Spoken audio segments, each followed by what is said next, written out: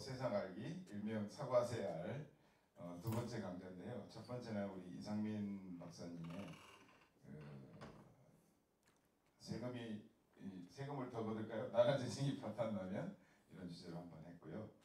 오늘 두 번째 시간으로 이제 불로소득이고 최근에 이제 불로소득에 관한 관심이 굉장히 많이 높아지고 있고 최근에 이제 그 관련 책들이 부쩍 많이 이제 번역도 되고 저서로도 이렇게 책이 나왔는데 그 중에 이제 우리 오늘 모시는 정광수 교수님께서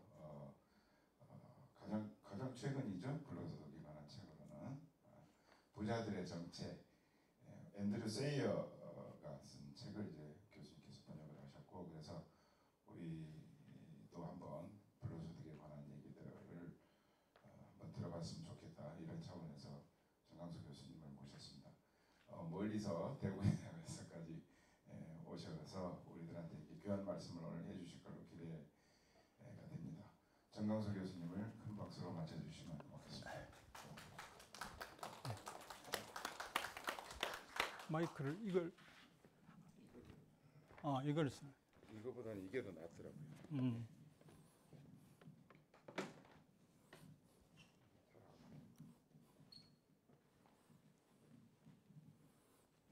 가만히 있자. 제가 모니터를 보려면 이쪽에 서서 해도 되나요? 네, 그렇게 해주시죠. 지금 뭐 촬영을 한다고 그랬는데 요거를 조금 가운데로 이렇게 하시면 돼요. 한 이 정도로. 예. 괜찮아요? 예. 뒤에 탑자를 좀 빼고 작은 이거 같은 거 쓰시면 물은 주세요. 예. 책은 여기다. 예.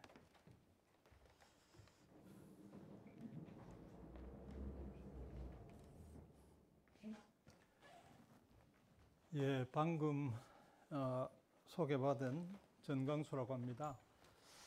저는 대구 가톨릭대학교 예전에 효성여대죠. 거기서 36년간 근무하다가 이제 퇴직했습니다. 그래서 지금 현재 직업은 백수입니다.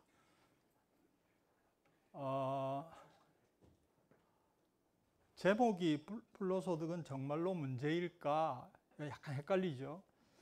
이거 불로소득 왜 자꾸 따져? 그거 괜찮은 거지. 이런 의미도 들어있을 것 같고, 이거 진짜 문제지라고 하는 의미도 들어있을 것 같은데,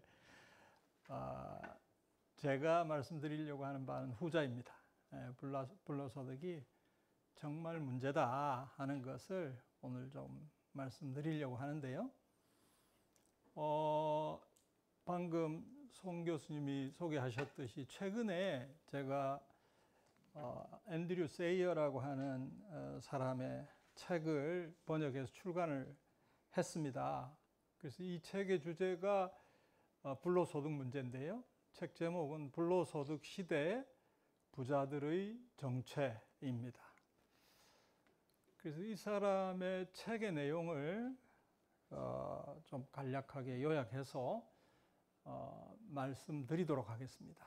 그러면서 우리 한국의 현실에 대해서는 어떻게 볼 것인가 하는 문제를 덧붙이는 형식으로 강의를 진행해 보겠습니다. 근데 우선 지금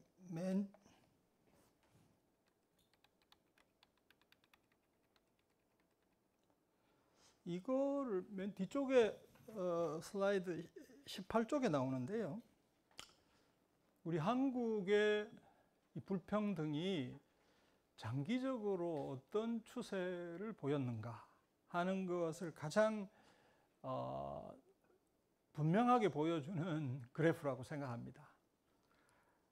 이거는 뭐 여러분 잘 아실지 모르겠습니다만은 토마 피케티가 운영하는 세계 불평등 데이터베이스 하는 게 있죠. 거기에 뭐 통계들이 방대하게 수록되어 있는데 그 통계를 활용해서 이 조던문 교수님이 표를 만들었습니다. 그 표로 그냥 보여드리기보다는 그래프로 만드는 게 훨씬 더 좀 의미가 드러날 것 같아서 그래프는 제가 만들었습니다. 그래서 보면 이게 70년대부터 2010년대라고 하면 2010년부터 뭐 2019년 요 사이입니다. 아주 최근까지 소득 계층별로 이 계층들이 국민 소득 가운데 얼마만큼의 비중을 차지하고 있는가 하는 것을 장기적으로 보여주는 겁니다. 근데 아주 재밌는 뚜렷한 현상이 발견이 되는데요. 요 지금 파란색 요거는 상위 10%의 점유 비율입니다. 상위 10% 계층의 점유 비율이 굉장히 뚜렷하게 상승하고 있습니다. 그러니까 불평등이 심해지고 있다 짐작할 수 있죠. 그런데 그것과 발을 맞춰서 여기에 보시면 요 회색 점선이 하위 50%의 점유 비율입니다. 장기간에 걸쳐서 서서히 떨어지고 있다는 사실을 알 수 있습니다. 그러니까 상위 10%의 비중은 장기적으로 아주 뚜렷하게 올라가고 하위 50%의 비중은 서서히 떨어지고 있다 하는 사실을 확인할 수 있고요. 특히 우리가 이제 좀 주목해야 될 것은 요 주황색입니다. 주황색은 중위입니다. 그러니까 50%에서 90%까지 중상이죠. 중위 계층의 점유율이 이게 떨어지고 있습니다. 그러니까 하위 계층도 떨어지고 중위 계층의 점유 비율도 떨어지고 상위 10%의 점유 비율은 뚜렷하게 상승하는, 이게 1970년대부터 최근까지의 우리나라 소득 분배의 변화 추세입니다. 근데 또 하나 여기서 볼 수 있는 것은 요 점선으로 된 주황색인데요. 요거는 상위 1%입니다. 상위 1%의 점유 비율이 이것도 상당히 뚜렷하게 상승한다는 것을 알 수 있습니다. 그러니까 제가 오늘 그 슈퍼리치를 강조할 텐데요. 우리나라도 장기간에 수십 년간에 걸쳐서 불평등이 심화되어 왔고, 특히나 슈퍼리치로의 소득 집중, 이것이 분명하게 나타난다 하는 사실을 이 그래프 하나로 확인할 수 있습니다. 그러니까 지금부터 이제 세이어의 주장을 살펴볼 텐데요. 세이어가 말하는 주장, 그것이 한국에도 그대로 그 경향이 나타난다는 사실을 일단 확인할 수 있겠습니다.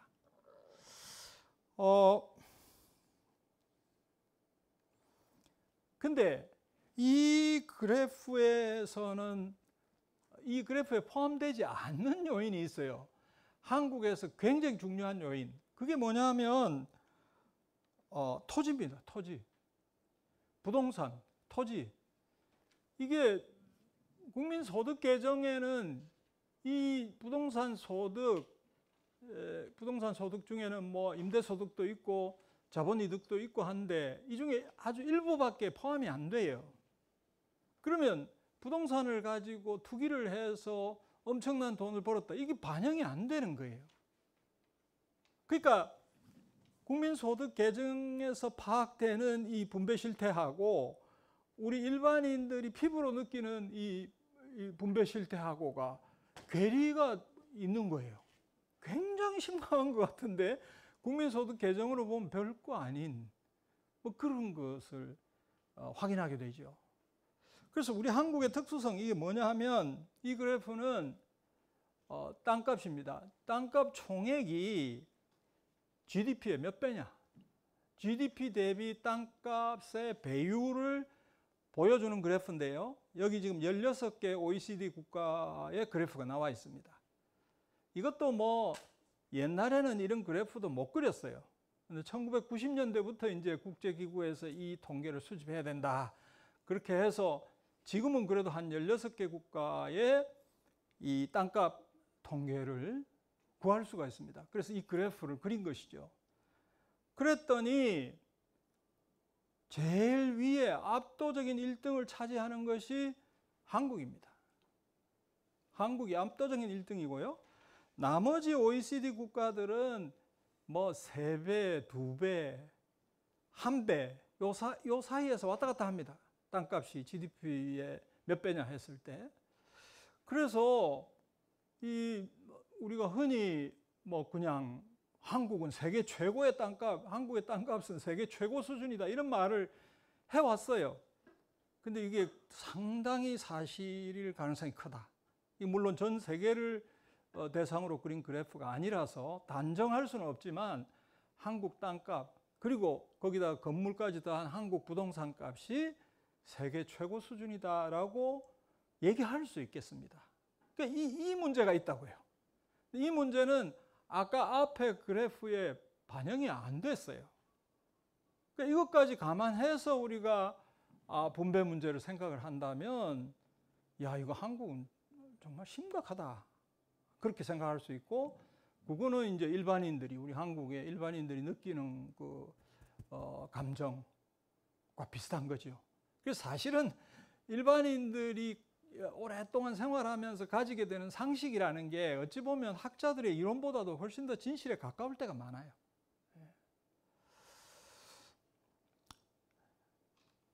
그래서 아주 뭐라 그럴까요? 거칠기는 하지만 토지 소득이 어떻게 변화해 왔는가를 한번 계산을 해봤어요.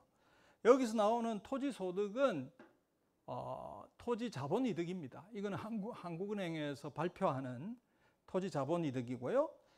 그다음 토지 소득에는 그 토지 자본 이득이 있고 또 하나는 귀속 임대 소득이라고 임대료가 있습니다. 그 두 개를 합친 겁니다. 그럼 임대 소득은 저기 지방세 연구원의 뭐 보고서에서 추계한 것을 활용을 했고요. 그래서 그 두 가지를 합쳐서 표시를 했더니 이 막대 그래프가 토지 소득의 크기를 보여주고 있습니다. 그리고 선 그래프는 그 토지 소득이 GDP 대비 몇 배냐 하는 것을 보여주고 있습니다.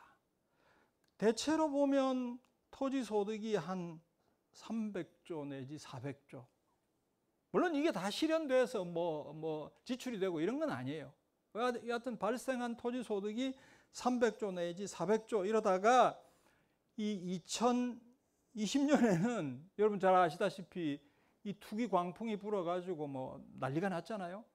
그러니까 이때는 거의 뭐 900조에 가까운 토지 소득이 발생하고 이거는 GDP의 50%를 넘어서는 그런 수준에 도달합니다. 그래서 이 문제까지 우리가 포함해서 생각해서 여러분 뭐 다 인정하시겠습니다만은 토지 소득 이건 불로소득이다. 그걸 뭐 비교적 분명하게 우리가 얘기할 수 있잖아요. 그러니까 불로소득 문제 또 그것으로 인한 불평등 문제 그게 전 세계적으로 뭐라 그럴까요? 이렇게 얘기해도 될까요? 제일 심각한 나라가 대한민국이다. 그렇게 볼 수 있고 지금부터 이제 말씀드리게 되는 앤드류 세이어의 이야기는 우리 한국에서 좀 더 심하게 진행되고 있을 가능성이 있다. 뭐 그렇게 짐작할 수 있겠죠. 자, 그럼 처음으로 돌아가 보겠습니다.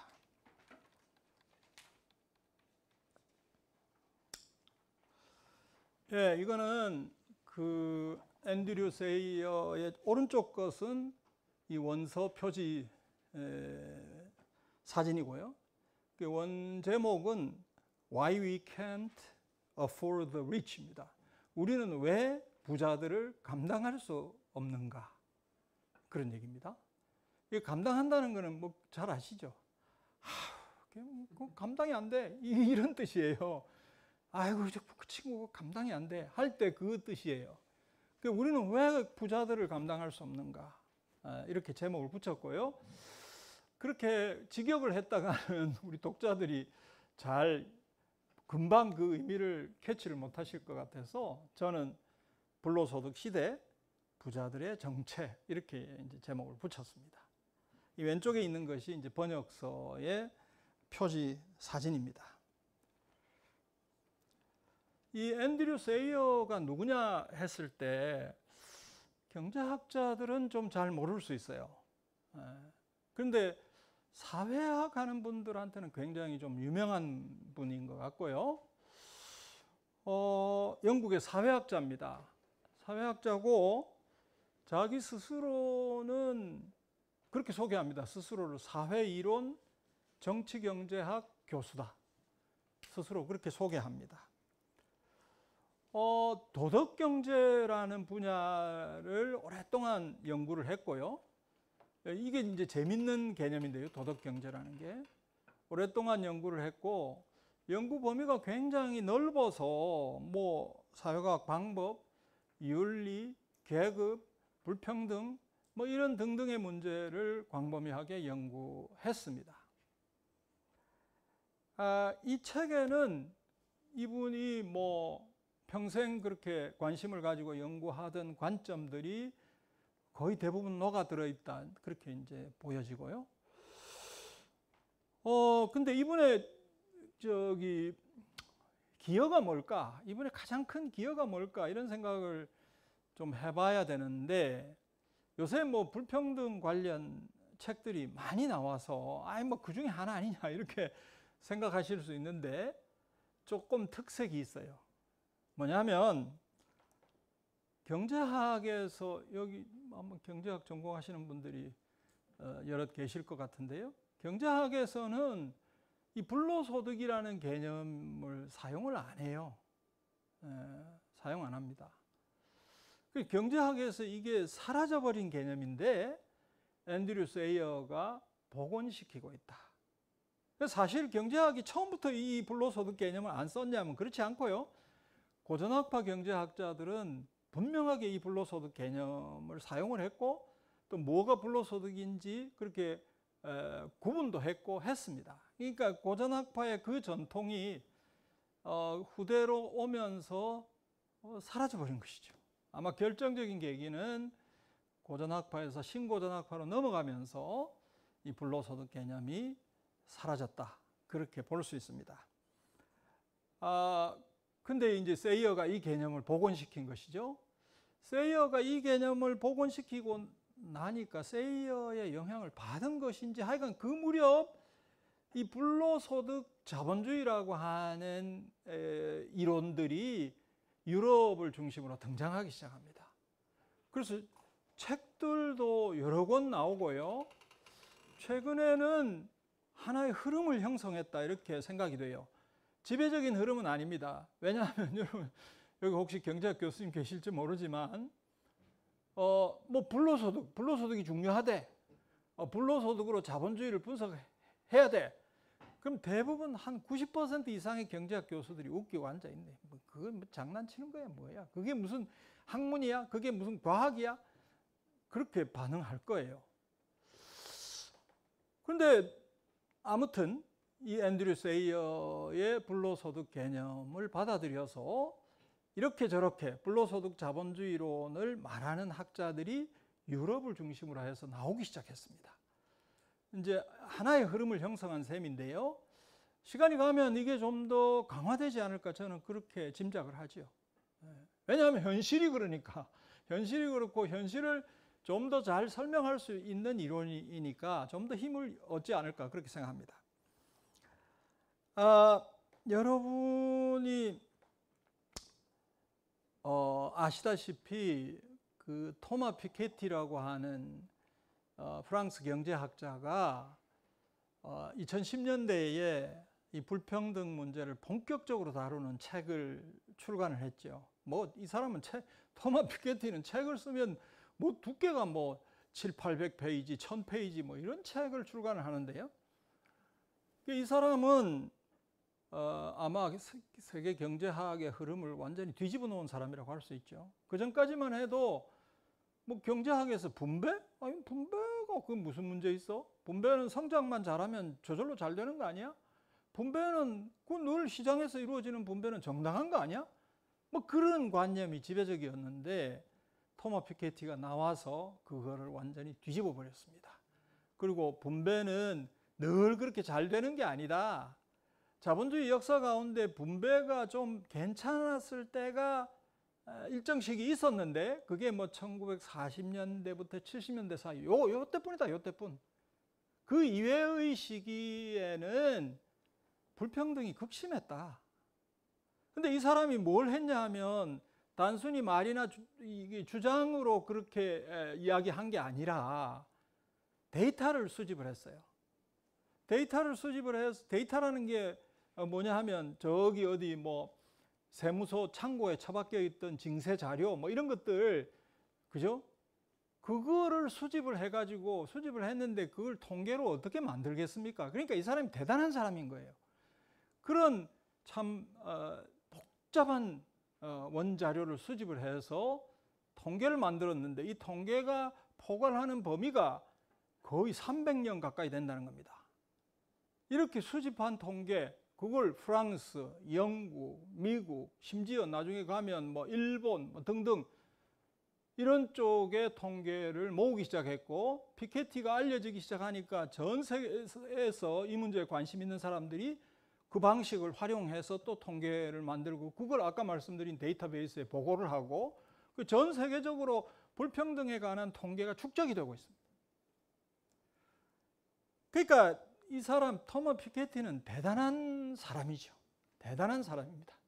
제가 볼 때는 뭐 경제학의 흐름을 완전히 바꿔놓은 그런 엄청난 일을 했다 이제 이렇게 생각이 되는데요. 그런데 토마 피케티는 소득의 성격을 구별하지 않았어요. 그냥 노동소득에 비해서 자본소득의 비중이 커진다 뭐 이런 정도로만 얘기했어요. 그 점에서 좀 앤드류 세이어는 불만이 있는 거죠. 아니 자본소득이라고 하고 상위 계층의 이 소득과 부가 집중된다고 하는데 그 소득과 부의 성격이 다르단 말이에요. 어떤 것은 정당한 소득이 있고 어떤 소득은 이건 부당한 소득이 있다. 그거를 이제 지적하기 시작하고 그걸 중심으로 해서 자기의 논의를 진행을 합니다. 그러니까 피케티 불평등의 실상을 밝힌 피케티가 캐치하지 못한 부분, 그 불평등의 심화, 상위 계층으로의 부의 집중 이런 것들의 중심에 불로소득이 있었다 하는 것을 지적한 사람입니다. 아마 제가 보기에는 최초가 아닌가 이런 생각이 들고요. 그래서 이 책을 소개하는 그 추천사에 보면 토마 피케티의 책을 훌륭하게 보완한다. 피케티가 보지 못한 부분들을 캐치해서 밝혀내고 있다. 그렇게 추천하고 있습니다. 근데 이 사람은 뭐 여러 가지 뭐 통계나 또는 이론이나 뭐 여러 연구들을 참고해서 이제 이 얘기를 할 뿐만 아니고 한 가지 재밌는 것은 이 부자들이 이제 결국 불로소득을 취득을 해서 이 부자들이 불로소득 취득하는 것의 비중이 자꾸 커져서 불평등이 심화된다 하는 이런 주장인데 부자들이 어떤 방법을 썼냐는 거예요. 구체적으로 어떤 방법을 써서 불로소득을 얻었고 그 불로소득을 확대시켜 갔는가. 이게 이제 경제학자하고 다른 사회학자의 기여라고 볼 수 있습니다. 그 방법을 구체적으로 소개하고 있습니다. 사실 저는 우리나라를 대상으로 해서도 이런 책이 좀 나와야 된다고 생각해요. 아마도 영국이나 이 사람은 영국, 미국을 대상으로 해서 이야기하는데 한국의 부자들도 별반 다르지 않을 거다. 오히려 이 책에서 이야기하는 것보다 훨씬 더 심할 거다 하는 짐작을 하는데 그거를 밝힌 책이 종합적으로 밝힌 책이 없어요. 그래서 이런 것들이 좀 나와야 된다 하는 생각이 듭니다. 그래서 여기 나와 있는 책들 가운데 맨 왼쪽 것은 유명한 경제학자죠. 마리아나 마츠카토 하는 유명한 경제학자가 출간한 책. 우리나라의 가치의 모든 것 이렇게 되어 있는데 원 제목은 모든 것의 가치입니다. 모든 것의 가치. 아무튼 왜 뒤집어 놨는지 모르겠는데 우리 한국에서는 가치의 모든 것 이렇게 출간이 됐고요. 여기도 앤드류 세이어가 생각하는 그런 방식으로 부, 가치, 이 성질이 다른 게 있다 하는 것을 분명하게 구별하고 있고 왜 다르게 취급해야 되는가를 설명을 잘한 책입니다. 마리아나 마츠카토는 굉장히 유명한 경제학자죠. 그리고 두 번째는 가이 스탠딩이라고 소위 기본소득 분야에서 세계적인 학자죠. 기본소득 분야에서 세계적인 학자인데 이 사람도 이 불로소득 문제에 천착해서 책을 출간했습니다. 불로소득 자본주의. 세 번째는 브렛 크리스토퍼스라고 하는 이 사람은 경제학자는 아니고요. 경제지리학자입니다. 경제지리학자인데 이 사람도 불로소득 자본주의라고 하는데 천착을 해서 이런 불로소득 자본주의 시대라고 하는 책을 출간했습니다. 이거는 몇 달 전에 올해 출간된 책입니다. 그래서 뭐 이 외에도 더 있겠습니다만은 대표적으로 우리 한국에도 번역되고 한 책들이 바로 이런 것들이 있고 뭐 직간접적으로 앤드류 세이어의 주장하고 연결이 되어 있지 않을까 이렇게 생각합니다. 그러니까 하나의 흐름을 형성하기 시작했다. 이제 앞으로 어떻게 될지는 두고 봐야 되겠죠.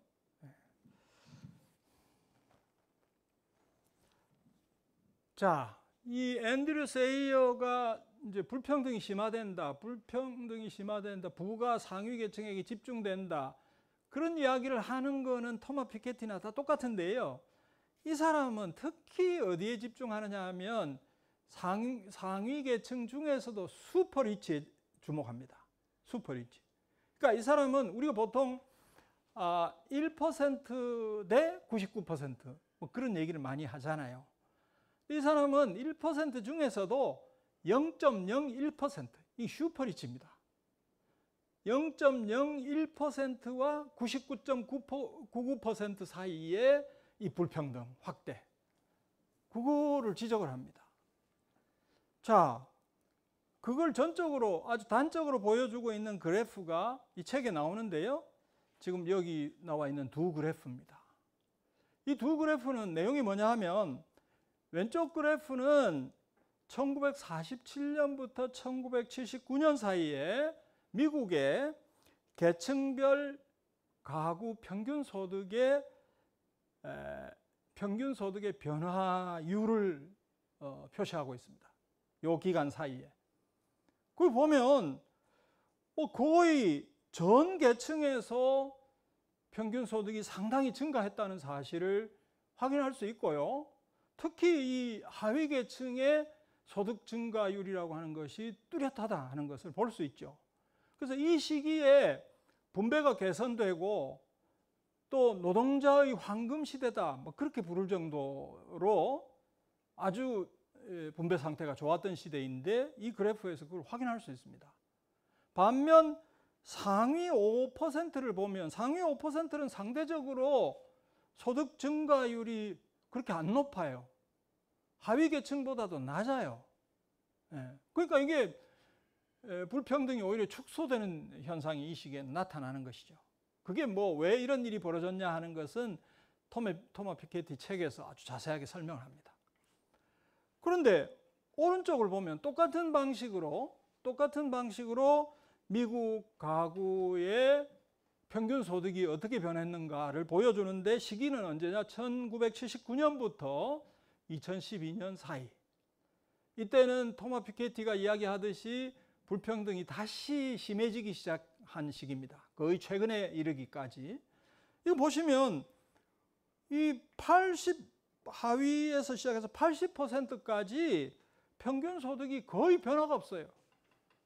그러니까 이때 생산성은 상당히 높아진 거거든요. 여러분 어디서 보셨는지 모르겠는데 생산성은 올라가는데 소득은 정체해가지고 이 악어 입 같은 모양이 나타난다. 뭐 이런 얘기 보셨죠? 바로 이 시기의 이야기입니다. 80%까지 이 소득의 증가가 없어요. 80에서 100, 그러니까 상위 20%에서는 어느 정도 증가합니다. 그런데요, 오른쪽에 보시면 상위 55% 내에서 어떻게 되는가를 보여주고 있는데, 오른쪽으로 갈수록, 즉 상위 0.01%로 갈수록 엄청난 속도로 소득이 증가했다는 사실을 확인할 수 있고, 0.01%는 증가율이 얼마냐면 685.1%입니다. 엄청난 소득 증가가 있었다는 것을 알 수 있는데요. 이게 왼쪽 그래프하고 오른쪽 그래프를 같이 놓으면 여러분이 혹시 착각할 수 있는 게 이 종축의 단위가 달라요. 왼쪽 그래프는 50, 100입니다. 퍼센트가. 50, 100이에요. 오른쪽 그래프는 500, 1000이에요. 그러니까 0.01% 초 슈퍼리치의 소득 증가율이라고 하는 것은 엄청난 거예요. 나머지 계층은 뭐 그냥, 특히 하위 계층은 뭐 변화가 없었고, 최하위 계층은 소득이 오히려 줄어들었고 그랬다는 겁니다. 이게 똑같은 방식으로 계산을 했는데 1947년부터 79년, 79년부터 2012년 이 두 시기가 확연한 대비를 보여주고 있다 하는 사실을 확인할 수 있죠. 그러니까 이 그래프는 슈퍼리치에게 소득이 아주 심하게 집중되는 현상을 아주 단적으로 보여주고 있는 그래프다 하는 것을 알 수 있습니다. 이거는 뭐 미국만 그렇지 않을 거예요. 영국도 마찬가지고 그렇습니다. 영미권은 뭐 거의 비슷하지 않을까 싶고요. 우리나라도 뭐 비슷하지 않을까 이런 짐작을 합니다. 자, 그런데 이 슈퍼리치에게 소득과 자산, 즉 부가 집중되는 것에 대해서 앤드류 세이어는 이렇게 생각하죠. 슈퍼리치가 집중하는 그 부는 이 정당한 부가 아니야. 이게 좀 부당한 부야. 이렇게 생각하는데요. 그렇게 생각하는 근거가 뭐냐 하면 이 사람 개념이 여기 있습니다. 이 사람은 부의 창출과 부의 추출을 구분합니다. 마리아나 마츠카토는 가치 창출과 가치 추출 이렇게 표현을 합니다. 같은 개념입니다. 그러면 부의 창출이라는 게 뭐냐? 사람들에게 유익한 재화나 서비스 이거를 생산하거나 또는 그 생산을 지원하는 행위, 이게 바로 부의 창출이다. 이게 이제 우리 경제학 원론 시간에 배우는 거예요. 경제학 원론 시간에 아담 스미스 소개하면서 부라는 게 뭐냐? 중상주의들은 뭐 화폐라고 생각했는데 아담 스미스는 그걸 깨버리고 매년 그 나라 국민이 생산하는, 그죠? 재화나 서비스가 바로 그게 부다. 이게 이제 아담 스미스의 정의입니다. 그리고 우리는 이게 이제 경제학을 배우면 전부 이거라고 생각을 해요. 그리고 부와 소득, GDP 하면 전부 이거라고 생각을 해요. 이건 좋은 거라는 거예요. 이거는 앤드류 세이어는 이거는 부의 창출이다. 새롭게 사람들에게 유익을 끼치는 물건을 만들어내는 행위고 그것에 의해서 부와 소득이 만들어진다, 새롭게. 이제 이런 과정이 있고요. 부의 추출이라고 하는 것은 뭐냐? 생산에 관여하지 않아요. 생산에 도움을 주지 않아요. 그냥 다른 사람이 생산을 통해서 만들어내는 부를 뽑아내는 겁니다. 그런 행위가 있다는 것이죠. 어떻게 해서 다른 사람이 만든 부를 추출할까? 어떻게 뽑아낼까? 그것은 자산을 가지고 있고요. 자산을 가지고 있고 그 자산으로 독점권을 누리고 또 심지어 권력까지 가지는 경우, 그런 경우에는 자기가 만들지도 않았으면서 다른 사람이 만든 것을 뽑아낼 수 있다는 겁니다. 이걸 부의 창출에 대비해서 부의 추출이다, 그렇게 부르고요. 그래서 왼쪽의 부의 창출은 부의 창출 과정에서 만들어지는 소득을 노력소득 이렇게 부르고요. 부의 추출을 통해서 형성되는 소득과 부를 불로소득이다 이렇게 불러요. 이 불로소득의 개념이 이겁니다. 재화와 서비스를 생산하지 않아요. 그냥 자산을 가지고 있고 힘이 있고 권력이 있으면 다른 데서 만들어진 부를 쓱 뽑아내는, 뭐 그게 뭐 이렇게 두들겨 패서 뽑아내는 꼭 그런 건 아니더라도 뽑아내는, 뽑아내서 얻는 소득을 불로소득이다 이렇게 부릅니다. 그럼 아까 앞에서 봤던 그래프에서 0.01% 사람들이 그렇게 빠른 속도로 부를 집중했던 건 어디에 기초를 두고 있느냐? 바로 이 불로소득에 기초를 두고 있다 이렇게 보는 것이죠.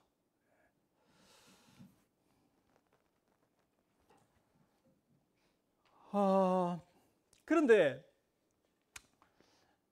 이 슈퍼리치들이 부를 추출하면서 자기의 행위를 좀 캥길 거 아닙니까? 자기들도 그 내용을 누구보다 잘 아니까 좀 마음이 캥길 거예요. 그러면 야 이거 이대로 계속 갈 수 있을까? 그러니까 뭔가 자기들의 행위가 그렇게 부당한 것이 아니라고 하는 그런 포장을 하려고 이제 애를 쓴다는 거죠.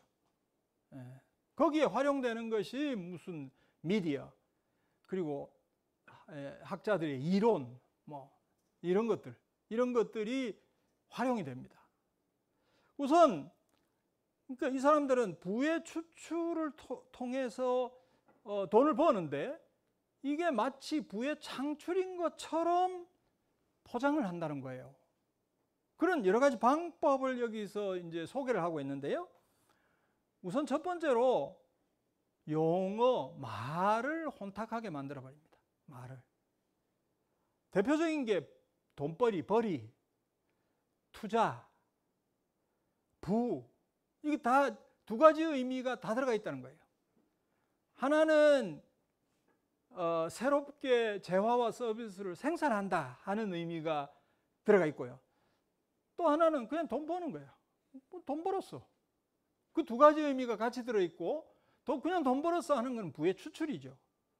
근데 그 같은 단어 속에서 생산으로 뭔가를 만들어내서 벌었어 하는 게 들어있기 때문에 그냥 추출한 걸 부의 창출로 사람들이 착각하게 된다는 겁니다. 이 말을 쓰게 되면. 대표적인 게 투자 아닙니까? 투자. 제가 부동산 이제 관련해서 이렇게 특강을 하고 이런 경우가 많은데 이런 질문을 하는 사람들이 있어요. 부동산 투자가 맞습니까? 투기가 맞습니까? 이래요. 그러니까 그 사람은 뭘 바라는가 하면 에이 그 투자도 있고 투기도 있지, 좋은 행위도 있는 거야, 이걸 답을 바라고 저한테 질문한 건데 그럴 때마다 제가 이렇게 답하죠. 에이 그 전부 투기야, 투기. 근데 한국에서는 투기라는 말에 너무 부정적인 색깔이 이렇게 덧입혀져서 사람들이 안 좋게 생각하는데, 투기라는 게 뭐 학문적으로 생각하면 별게 아니잖아. 어떤 물건을 샀다가 팔아서 이득을 얻는 행위, 그게 투기 아니야. 그럼 뭐 다 부동산 투자가 어디 있어? 그 부동산 투기지. 이렇게 답을 하는데요. 그러니까 투자라는 말이 그래요. 투자라는 거는 경제학 원론에 보면, 경제학 원론을 배운 학생들은 진짜 헷갈릴 것 같아요. 경제학 원론에서는 투자는 뭐냐? 생산을 효과적으로 하고 증진하기 위해서 자본재를 구입하는 행위, 이렇게 가르쳐요. 그래서 이 중에 투자가 아닌 것은 이래가지고 또 사지선다형 문제도 출제를 하고 그래요.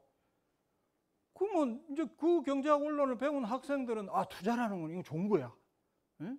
생산을 증진하는 거니까 좋은 거지. 근데 나중에 어떻게 하다 보면 사회에 나와서 보니까 주식도 투자고, 뭐 채권도 투자고, 파생금융 상품도 투자고, 뭐 부동산도 투자고, 가만히 있어봐, 내가 배운 투자하고 이게 어떻게 다른 거지? 그렇게 헷갈립니다. 학생들이 구분을 못해요. 이 같은 단어 속에 두 가지 의미가 같이 들어가 있는 겁니다. 그래서 그 구별을 해줘야 되는데 지금 그냥 그렇게 쓰고 있고, 슈퍼리치들은 이걸 좋아한다는 거예요. 자기들 투자를 했단 말이야. 돈이 많아가지고 투자를 했어. 그 돈 벌었어. 좋은 거 아니야? 뭐 이렇게 되는 거죠. 두 번째는 뭐 여러분도 많이 들으셨겠습니다만은 시장에 맡겨 이러잖아요. 뻑하면 시장에 맡겨. 시장이 뭔데요? 시장이 뭐 하나님입니까? 시장에 맡겨. 모든 게 다 좋아질 거야. 모든 게 뭐 시장은 효율적인 어떤 결과를 만들어내고 또 뭐 분배도 시장에 맡기면 제일 공정하게 이루어져. 이렇게 가르치잖아요. 근데 이게 과연 그런가 하는 거예요. 시장은 생산 요소를 가진 사람들이 기여한 만큼 과연 소득을 거기에 맞게 분배를 하는가? 그렇게 한다고 주장하는 이론이 여러분 아시는 한계 생산성 이론 아닙니까? 한계 생산성 이론 이게 맞다는 증거가 어디 있어요? 앤드류 세이어는 그게 틀렸다는 것을 구체적인 신뢰를 가지고 다 설명을 합니다. 시장에 맡겨두면 분배도 공정하게 하고 또 나중에 자원 배분 상태도 효율성을 달성하고 그렇다는 보장이 없어요. 근데 이런 이론을 만들어서 유포를 해요. 유포를 하면 대학 경제학과에서 경제학 배우는 학생들은 이제 마음속에 새기죠. 또 가서 옆에 식구들한테 또 얘기하죠. 엄마 아빠한테 얘기하고 형님 동생한테 얘기하고 이건 부당한 일이야 이러면 웃기지 마. 다 시장에 맡기면 잘 되게 돼 있어. 이렇게 또 설명을 해요. 그래서 국민들한테 이런 이론이 유포가 된다고요. 이것도 이제 이 슈퍼리치들이 활용하는 방법입니다. 그런데 재미있는 것은 대중들은 뭐 여러 가지 믿음을 가지고 있는데요. 여러분, 우리도 그런지 모르겠어요. 일반인들은 이 사회 상태에 대해서 정의로울 거야. 정의롭게 될 거야. 좋아질 거야. 이런 믿음을 갖고 있대요. 세상은 정의로운 방향으로 가게 돼 있어. 이런 믿음. 여러분 들어보셨죠? 뭐든 잘 될 거야. 영화에 보면. 그렇게 말해요. 또 누군가가 슈퍼리치가 이런 아주 다양한 방법을 사용해가지고 불로소득을 취득해서 자꾸 더 부를 집중하고 있어. 이러면 일반인들이 그런다니까요. 에이, 설마 그럴 리가 있어. 이렇게 반응을 해요. 이게 다 정의로운 세상에 대한 믿음이 일반인들에게 있다는 거예요. 예를 들어서 본인은 그렇게 부자가 아니면서 예를 들면 택시 타고 가면 택시 기사님들한테 어쩌다가 이 재벌들이 말이야 이 나쁜 짓을 해가지고 어쩌고 저쩌고 누구는 멸공이라고 써가지고 이상한 짓 하고 이러면 그분들이 반발을 해요. 무슨 소리 하냐고. 다 능력 있고 경영 잘하고 오늘날 그 재벌로 만든 그 실력이라는 게 어디 갑니까? 이렇게 반응을 해요. 이게 다 이제 일반 평범한 사람들이 정의로운 세상이라는 게 정의롭게 되게 돼 있어 라고 하는 믿음을 갖고 있다는 것이죠. 자, 이렇게 되면 부의 추출을 부의 창출로 착각하게끔 만들 수 있다 하는 것이고요. 그 다음 세 번째는 이 시장, 자유시장은 아주 눈부시게 성공해 왔어. 그리고 최근의 경향을 보니까 금융계에 종사하는 사람들이 진짜 멋있어. 실력도 있고. 이 사람들은 미국에서 아주 유수한 대학을 졸업하고 수학, 통계학에 날고 이런 사람들이야. 그래서 금융회사에 들어가면 옷도 멋진 걸 입고 지들끼리 대화를 하는데 무슨 말인지 모를 대화를 하고 그래가지고 단 몇 년 사이에 돈을 엄청나게 벌어가지고 이런 거 보시죠. 영화도 많이 나오죠. 드라마에도 많이 나오죠. 멋지잖아요. 우리 대학생들이 그거 보고 와, 나도 저기 가야 돼. 에? 우리나라만 그런 게 아니에요. 미국에서도 와, 나도 저기 가야 돼. 그런 로망을 갖게 된다는 거예요. 근데 이게 일종의 서사인데요. 일종의 서사, 자유시장의 성공, 금융 엘리트의 그 멋진 모습과 관련된 서사가 만들어졌고 이것이 영화, 드라마, 언론 보도 이런 것들을 통해서 막 유포가 됩니다. 이 금융 엘리트들은 경제에 기여를 한단 말이야. 저 사람들이 없으면 우리나라 경제는 안 돼 라고 생각하게 만든다는 거예요. 그 다음 네 번째는 뒤에 가서 조금 자세히 나오겠습니다만은 이 금융 서비스라고 하는 것은 원래는 이런 정도로 비대한 게 아니에요. 이런 정도의 비중을 차지하는 행위가 아니었다는 거예요. 1970년대까지만 해도 금융은 생산을 보조하는, 아까 말씀드린 사람들에게 유익한 재화와 서비스를 생산하는 행위를 보조하는 그런 기능을 하고 있었다는 겁니다. 이게 이제 일종의 세이어는 금융이 경제의 종이었다. 종, servant. 그게 맞다는 거예요. 그런데 1980년대부터 이 관계가 역전되기 시작해서 금융이 경제의 주인의 위치에 올라섰다. 그러면서 학자들이 무슨 일을 했냐 하면, 이거는 세이어의 말이 아닙니다만은 마리아나 마츠카토의 얘기입니다. 예전에는 금융 서비스를, 그리고 거기서 뭔가 만들어지는 어떤 가치, 소득 뭐 이런 것들을 GDP에 포함을 안 시켰어요. 그런데 2000년대 초반부터 GDP 계산 방법이 바뀌어가지고 금융 서비스가 만들어내는 그게 그 재화와 서비스를 만들어내는 것과 똑같아. 이래가지고 GDP 안에 포함시키기 시작했습니다. 그러니까 예전에는 금융 서비스는 생산을 보조하는 거야. 이 정도 위치에 있다가 이제는 금융 서비스는 그 자체로서 새로운 가치를 만들어내는 행위다라고 하는 개념이 생긴 겁니다. 그러니까 금융 부문에서 무슨 짓을 하든지 돈을 벌면 이거는 이 뭡니까? 생산, 즉 재화와 서비스를 생산하는 행위와 똑같다. 그런 행위를 통해서 뭔가가 새롭게 만들어진 것이다라고 하는 인식을 갖게 된 겁니다. 이게 참 중요하잖아요. 뭔가를 새롭게 만들어서 돈을 벌었냐, 아니면 그렇지 않고 다른 사람이 새롭게 만든 걸 뽑아와가지고 돈을 벌었냐, 이거 구별하는 게 굉장히 중요한데, 이게 2000년대 초반부터는 이거 다 만든 거야, 새롭게. 금융도 뭐 새롭게 만든 거야. 이게 2000년대 초반 2008년 금융위기가 생기기 전에 영국, 미국에서 이런 얘기가 횡행했어요. 금융이 경제발전의 원동력이다. 뭐 이런 이야기들. 근데 본질적으로 이 행위는 부를 창출하는 게 아니다. 다른 데서 만들어진 부를 추출하는 행위다. 그렇게 이제 얘기를 하죠. 마지막으로 슈퍼리치들이 이제 자기들의 행위를 뭔가 좀 감춰야 될 거 아니에요? 그래서 자선 사업을 합니다. 좋은 일을 많이 한다는 거예요. 좋은 일을 해서 자신들이 부를 추출해서 부를 집중하고 축적했다는 사실을 은폐합니다. 각종 부자들이 참여하는 자선 사업이 많이 있죠. 이게 이제 뭐 선한 마음으로 하는 사람들도 있겠지만 자기들의 부의 원천이 기본적으로 잘못됐다는 것을 은폐하기 위해서 하는 사람도 많다는 거예요.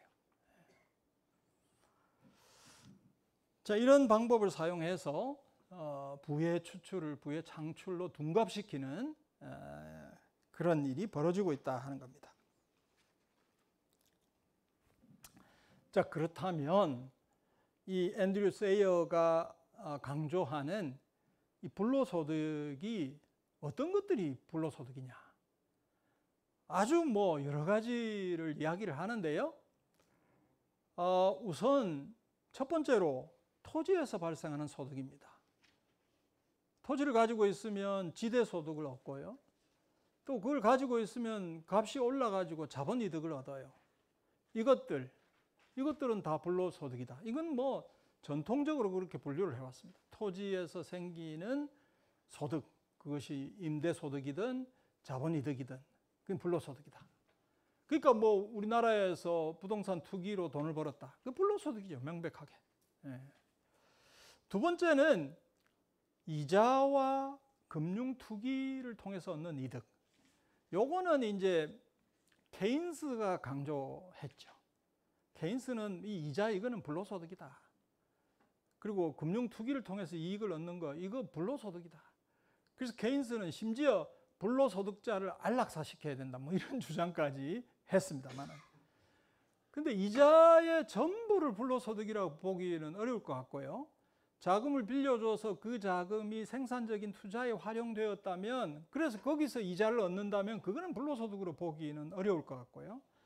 그러나 그렇지 않은 용도로 사용되는 경우, 또는 금리가 뭐 아주 높아가지고 고리대 같은, 고리대 형식으로 해서 아주 높은 이자를 챙기는 것, 뭐 이런 거는 불로소득이라고 볼 수 있겠습니다. 그리고 금융기관들이 여기저기 돌아다니면서 금융상품을 사고 팔고 해서 금융 투기 이익을 얻는 것, 그 불로소득이죠. 제가 괄호를 쳐놨는데요. 앤드류 세이어는 생산수단 소유를 통해서 이윤을 얻는 것, 요거까지도 이제 불로소득이다 해서 한 챕터를 할애를 합니다. 요거는 논란의 여지가 있을 것 같아요. 논란의 여지가 있을 것 같습니다. 그래서 제가 괄호를 쳐놨어요. 예를 들면 명백하게 생산 과정에서 과도한 착취가 일어나고 거기서 과도한 이윤 획득이 이루어지면 그 불로소득이라고 봐야 될 것 같고요. 그렇지 않으면 그걸 불로소득으로 분류할 수 있을까 하는 생각을 하게 됩니다. 그 다음에 이제 불로소득이라는 게 독점과 특권의 기초에서 얻는 이익인데요. 이 현대사회에서는 기술을 독점하고 또 네트워크를 독점하고, 이 플랫폼 기업 하는 거 있지 않습니까? 네트워크를 독점하고, 이렇게 해서 독점을 통해서 이익을 얻을 때 그 불로소득이다. 그리고 공공사업을 민영화할 때, 뭐 예를 들면 수도사업, 전기사업, 뭐 철도사업, 뭐 이런 등등, 우리가 경제학 원론에서는 이 자연 독점이 일어나기 때문에 이거는 국가가 경영하는 게 맞다 이렇게 돼 있잖아요. 이런 것들을 1980년대 이후에 자꾸 이제 민영화하라고 요구를 하게 되고 실제로 민영화가 많이 됐습니다. 그 과정에 그 공공기업들을 이제 취득한 민간 자본들은 사실은 헐값에 그래서 취득하게 되고 거기서 불로소득을 얻을 뿐만 아니라 그 다음 수돗물 공급하고 전기 공급하면서 그 사용료를 이전보다도 2배, 3배 이렇게 부과를 하잖아요. 거기서 또 불로소득 왔습니다. 이거는 지금 우리나라도 어느 정도 진행이 됐습니다만은 굉장히 중요한 부분입니다. 소위 신자유주의의 뭐 3가지 전략 가운데 이게 민영화가 하나 들어가잖아요. 이게 지금 이거 조금 이야기가 곁다리로 나갑니다만은 지금 정부가 뭐 감세를 많이 해주고 뭐 이렇게 해서 세수 결손이 생기고 그럼 이래 가지고 어떡할 거냐 하는 염려가 있잖아요. 뭐 하는 거예요 지금? 세금 그렇게 깎아주고 뭐 건전재정 한다고 난리를 치고 R&D에는 예산 배정 안 하고 며칠 전에 보니까 고교 무상교육 예산도 90 몇 프로 깎아버리고 이건 뭔 짓이야 이거? 그렇게 비판이 나오잖아요. 그런데 제가 보기에는 이 사람들이 바보가 아니거든요. 그래서 앤드류 세이어는 재밌는 용어를 씁니다. 전략적 적자. 그러니까 이 신자유주의 이론 안에서는 감세를 해주고요. 그 다음에 이제 복지 지출 이런 거 뭐 줄이고 이래도 이제 적자가 나오거든요. 근데 그 다음에 오는 게 뭐겠습니까? 뭐 애를 썼는데 돈이 없어 정부가. 그러면 뭐 당연한 해법은 세금 원래대로 복원하고 뭐 그렇게 하면 되잖아요. 그건 또 죽기보다 싫어해요. 그 다음에 오는 게 뭐냐 하면 공기업 민영화입니다. 지금 우리도 지금 그런 단계에 와 있어요. 돈 없다. 이거 어떡할 거야? 팔아야지. 이렇게 이제 가는 것이죠. 그래서 이 공공사업 민영화에서 또 얻는 막대한 이익, 이것도 불로소득이다 하는 거고요. 그 외에 뭐 저 아래쪽에 보면 조세 회피와 탈세를 통한 이득, 이거는 지금 그 뒤에 용어가 나옵니다만은 범죄 혁신이라는 용어가 있어요. 무슨 얘기냐 하면 법의 구멍을 막 연구를 해가지고 기업이나 개인이 세금을 회피할 수 있는 방법을 가르쳐주는 그런 산업이 발달한다는 겁니다. 미국에는 지금 그런 기업이 수만 개가 생겨나 있대요. 미국의 부자들, 미국의 슈퍼리치들이 세금 얼마 안 낸대요. 실질적으로 부담하는 세액 부담을 계산을 해보면 하위 계층보다 낮다는 거예요. 미국의 세금 제도는 역진적이라는 거예요. 결과적으로. 그럼 우리나라는 미국을 잘 따라가잖아요. 우리나라에도 지금 이런 거 연구하는 회사들이 막 생겨나고 있어요. 근데 이 중에서 이 부자들이 세금을 회피하고 탈세하는 그런 방법 가운데 대표적인 게 뭐냐? 조셉 회피처로 가는 거예요.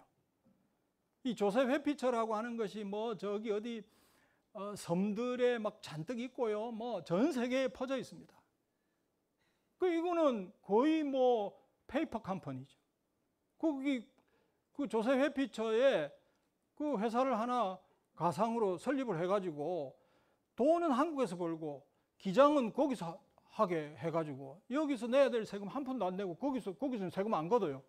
이렇게 해서 조세를 회피하는 관행이 영국, 미국 기업에서 뭐 만연하고 있다는 거죠. 우리나라도 거의 비슷할 겁니다. 어디인가요? 무슨 케이맨 제도인가 하는 데는 이런 페이퍼 컴퍼니가 8만 개? 그리고 빌딩 하나에 등록된 이 회사의 개수가 빌딩 하나에 1000개가 등록이 되어 있답니다. 그러니까 얼마나 적극적으로 조세 회피처로 그 회피를 해갔는지, 세금을 얼마나 회피하고 탈세를 했는지 알 수 있다는 거죠. 근데 이거가 그냥 무대가리로 되는 게, 무대가리 우리말이 아닌가요? 무대가리로 되는 게 아니고 치밀하게 연구하고 법을 피해 나갈 수 있는 방법을 찾아내고 그렇게 해서 한다는 거예요. 예, 뭐 몇 개 더 있습니다만은 예컨대 뭐 연예인과 스포츠 스타의 엄청난 소득, 이게 요새 우리나라도 자꾸도 그렇게 되는 것 같아요. 연예인들이 뭐 벌어들이는 소득의 규모가 뭐 엄청나요. 해당 출연료가 뭐 예전에는 뭐 700, 800 이러더니 요새 뭐 그리고 뭐 연예인 몇 년 하면 빌딩 샀다 그래요. 연예인들이 아니 무슨 직업이 몇 년 하면 빌딩 살 수 있고 도대체 그게 뭐냐는 거예요. 근데 문제는 이 사람들이 무슨 TV 같은 데 나와가지고 또 뭐 그런 거를 자랑하기도 하고, 옆에 친구가 저 사람은 몇백억짜리 있어요, 저 사람은 몇 조예요 이러고 서로 부러워하고 뭐 농담하고 뭐 이렇게 해요. 신문 기사를 보면 아니 무슨 영화 배우가 500억짜리 빌딩을 샀대요. 그랬더니 1년 반 만에 팔아가지고 700억이 됐대요. 그래서 200억을 벌었대요. 그걸 보도를 합니다. 그럼 그 보도하면 어쩌라는 거예요, 우리가 보고. 그거 따라 하라는 얘기 아니에요. 그 진짜 언론이라면 그걸 어떻게 해야 돼요? 이 친구가 500억을 어떻게 마련했지? 이런 걸 파헤쳐야 될 거 아니에요. 근데 뭐 어떤 방법으로 했건 여하튼 부동산을 사고 빌딩을 사고 그래가지고 뻥튀기 해서 몇십억, 몇백억 벌고, 이게 마치 미담인 것처럼 보도가 되고 또 방송에서 나오고 뭐 이런다고요. 그러니까 일반 국민들, 우리같이 평범한 사람들은 야, 진짜 멋지다. 어떻게 저거 1년 반 만에 200억이야. 나는 좀 그렇게 할 수 없을까? 나는 안 되더라도 우리 애들은 좀 저렇게 살 수 없을까? 그래가지고 요즘은 무슨 학원이 그 아이돌 춤 가르쳐주는 학원이 있대요. 초등학생도 안 된 애들한테. 그거 가서 배우는 거예요. 그거 왜 배우겠어요? 이래가지고 나라가 제대로 될 수가 없는 거죠. 아무튼 이 연예인과 스포츠 스타가 벌어들이는 이 엄청난 소득, 이것도 그만큼 많이 안 줘도 돼요. 그렇게 그 10분의 1만 줘도 그 사람들 그거 한다고요. 그 이상의 초과 소득, 이거는 불로소득이다 하는 거예요. 예. 그러니까 앤드류 세이어는 이런 식으로 불로소득이라고 부를 수 있는 소득이 우리 주변에 굉장히 많다 하는 사실을 지적을 하고 있습니다. 자, 그러면 이제 이 사람의 주장은 이거 아니겠어요? 불로소득은 부의 추출을 통해서 소득과 부를 얻는 건데, 근데 1980년대 이후로 슈퍼리치에게로 부가 집중이 됐는데, 그 슈퍼리치들이 주로 무엇을 통해서 부를 집중했냐? 불로소득을 통해서 집중했다. 요거거든요. 근데 이건 그냥 주장하면 주장이죠. 뭐. 그 사람 주장이죠. 근데 이유가 뭐냐? 원인이 뭐냐? 그 배경에 뭐가 있었냐 하는 것을 이제 설명을 하는데요. 이 사람이 주목하는 현상은 금융화입니다. 금융화. 다시 말해서 금융이 경제를 지배하기 시작했다. 이건 이제 확인이 되는 사실이거든요. 1980년대부터 금융이 경제를 지배하기 시작했다. 그 전까지만 해도 왼쪽에 나오는 생산이 중심입니다. 그리고 자본주의가 생산을 기초로 해서 굴러갑니다. 금융이라고 하는 것은 그 생산을 보조하는 역할을 했습니다. 그래서 아까도 말씀드렸습니다만 금융은 경제의 종이었어요. 그리고 국가는 이게 막 돈이 막 자유롭게 돌아다니는 것을 막았습니다. 그렇게 돌아다니면 이게 문제가 생겨, 위기가 생겨. 그래서 국가가 그 문제를 아주 규제를 하는 이런 입장이었고요. 실제로 그렇게 했습니다. 그리고 이 금융기관들은 무조건 대출을 해주고 뭐 어쩌고 저쩌고 이렇게 가는 게 아니라 예금을 받아가지고 그걸 기초로 대출을 하는 이런 행태를 보이고 있었습니다. 자, 그런데 1980년대부터 이 결정적인 계기가 브레튼 우즈 협정이 파기된 데서 시작됐다 이렇게 봅니다. 그래서 이게 은행의 금융 행위나 자본의 이동이 국제적으로 자유화됐다는 겁니다. 이거는 뭐하고 같이 일어났느냐 하면 생산, 무역이 세계화되는 것과 전부 같이 일어났고요. 그래서 이렇게 되면서 금융 투자자들이 예전에는 자기 나라 안에서만 이렇게 왔다 갔다 했는데 이제는 전 세계가 무대가 되고 금융 투기 행위를 자기 나라의 금융시장에서만 하는 게 아니라 전 세계 시장을 대상으로 금융 투기 행위를 하기 시작했다는 겁니다. 그래서 금융 투자자들은 이제 요즘 뭐 컴퓨터가 발달하니까 어디가 수익률이 최고 높은가 계속 계산합니다. 그래서 제일 높은 곳으로 그냥 옮겨 다닙니다. 무조건.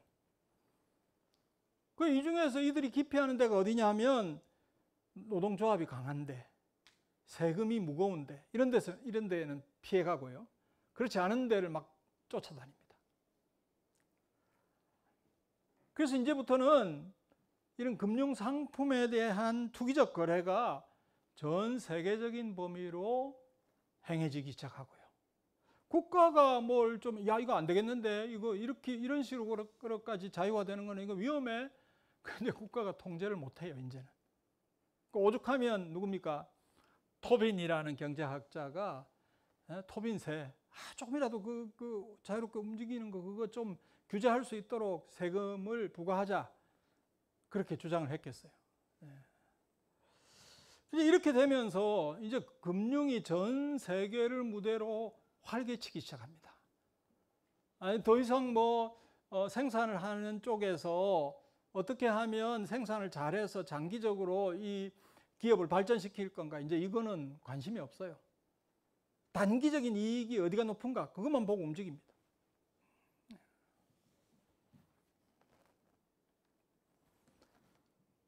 그래서 이 금융화가 일어나면서 기업도 성격이 바뀐다는 겁니다. 기업이라고 하는 것은 그러니까 좀 어떻게 보면 경제 원론을 새로 써야 될 것 같아요. 우리가 경제학 원론에서 가르치는 내용하고 현실의 경제하고 너무 달라요. 너무 괴리가 커요. 기업이라고 하는 것은 우리 경제학 원론에서는 그거잖아요. 그 생산 자원을 모아서 토지 노동 자본을 모아서 그죠? 생산 과정에 들어가서 생산물을 만들고 그걸 시장에 팔아서 이윤을 극대화하는 그런 조직이잖아요. 그러니까 기업의 목표는 이윤의 극대화고 단지 그냥 순간순간의 이윤의 극대화가 아니라 장기적으로 어떻게 하면 이윤을 확보할 수 있는가. 이게 기업의 목표라고 우리가 배운다고요. 그런데 요즘 기업들은 뭐가 목표냐. 이 주주가치 운동이라고 하는 게 벌어져서 장기 투자 이런 거는 골치 아파. 그 장기 투자에 돈을 넣어놓고 나면 그거 다 빚이야, 빚. 그 필요 없어. 단기적으로 이익을 가져올 수 있는 방법이 뭐냐? 단기적으로 뭐 그죠? 금융거래에 뛰어들든 어쨌든 단기적으로 수익을 가져다 줄 수 있는 게 그게 뭐냐? 자기 기업의 주가를 단기적으로 띄울 수 있는 방법이 뭐냐? 여기에 집중한다는 겁니다. 경영진은 하여튼 주가를 끌어올리는데 신경을 씁니다. 주가를 끌어올리면 자기 개인에게도 이익이거든요. 자기가 주식을 보유하고 있고 또 스톡 옵션도 받고 했기 때문에 어쨌든 주가만 끌어올리면 된다. 이렇게 판단하고 경영의 중심을 거기에 둡니다. 자, 1970년대 말부터 경제에 이제 돈이 남아돌기 시작합니다.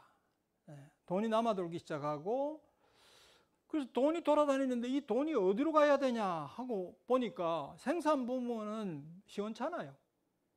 생산 부문 시원찮으니까 어디 가서 돈을 벌 수 있을까? 금융시장에 들어가자. 부동산 시장에 들어가자. 이렇게 된 것이죠. 이게 잉여 자본들이 돌아다니다가 금융시장과 부동산 시장에 막 들어가기 시작합니다. 이렇게 해서 금융시장에 돈이 들어오니까 금융기관들이 어라? 이거 봐. 이거 참 괜찮네 해서 금융기관들은 뭘 하느냐 하면 이들의 욕구를 충족시킬 수 있는 어떤 물건을 만들어냅니다. 그게 뭡니까? 파생금융상품이에요.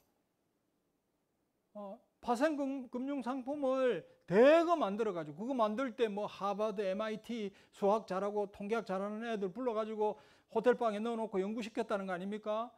그래가지고 온갖 금융상품을 만들어내고 이 돌아다니는 잉여 자본이 그것들을 구입하도록 만드는 겁니다. 이렇게 해서 자산이 원래로 치면 자산이 뭐 한 10조밖에 안 되는데 이게 100조, 200조로 막 뻥튀기가 되는 거예요. 그러니까 이 뭐 돈 버는 게 눈에 뻔히 보이잖아요. 눈에 뻔히 보이니까 은행은 야 이제 예금 받아가지고 대출해 주는 거야. 이 시시야 이거는. 이거 해봤자 돈 얼마 벌어. 이거 치우고 이거 주식 사고 팔고 채권 사고 팔고 또 특히나 그 뭡니까 파생금융상품 사고 팔고 이거 금융 거래를 중개해 주고 이런 거 하는 게 훨씬 돈을 많이 벌어요.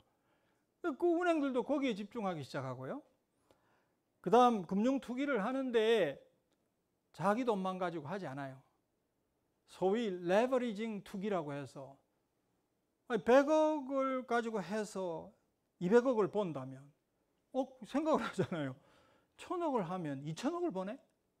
실제로 그렇게 하는 거예요. 이게 레버리징 투기입니다. 이런 거를 막 하고요. 자, 그래서 이 80년대 이후부터 금융시장에서 새로운 금융상품들이 등장하고 이 기존 실체를 가진 자산이 몇 배로 뻥튀기 되고 이런 자산들이 금융시장에서 마구 거래가 되고 값이 올라가고 그 과정에서 이익을 얻은 금융기관들이 마구 속출하는 겁니다. 그 대표적인 경우가 뭡니까? 미국의 서프라임 모기지를 기반으로 해가지고 처음에는 뭐 MBS, 그 다음에 CDO 뭐 이런 채권들이 다양한 채권들이 만들어지잖아요. 그러니까 원래 모기지 채권은 한 10조였다고 해요. 근데 금융상품으로는 50조, 100조가 만들어지는 거예요. 그래서 이렇게 만들어진 채권들이 전 세계 금융시장에 팔려나간 겁니다. 그러다가 미국에서 주택 가격이 떨어지기 시작하고 미국 금리가 올라가고 주택 가격이 떨어지기 시작하고 서브프라임 모기지가 부실화한다 하는 그런 신호가 시장에 가는 순간 그걸 기반으로 해서 만들어진 증권들이 모조리 다 부실화합니다. 그거 돈 될 거라고 그거 막 대량으로 매입했던 은행들 다 망하는 거예요. 이게 2008년에 금융위기입니다. 전 세계적인 금융위기가 이렇게 해서 발생한 겁니다. 아무튼 80년대 이후에 이런 일들이 전 세계 금융시장에서 일어났다 하는 것이죠. 그래서 자본주의 경제의 성격이 바뀌어버렸다는 겁니다.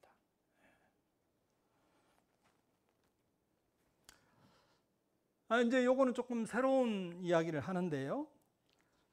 자, 우리가 이제 돈을 번다, 소득을 얻는다, 뭐 월급을 받는다 했을 때 과연 우리가 기여한 만큼 받는가? 다른 말로 하면 우리는 그 돈을 받을 자격이 있는가? 대부분은 자격이 있다고 생각하죠. 그렇죠? 여러분 뭐 혹시 한 달에 만약에 500만 원을 번다. 내가 그만큼 했으니까 벌지.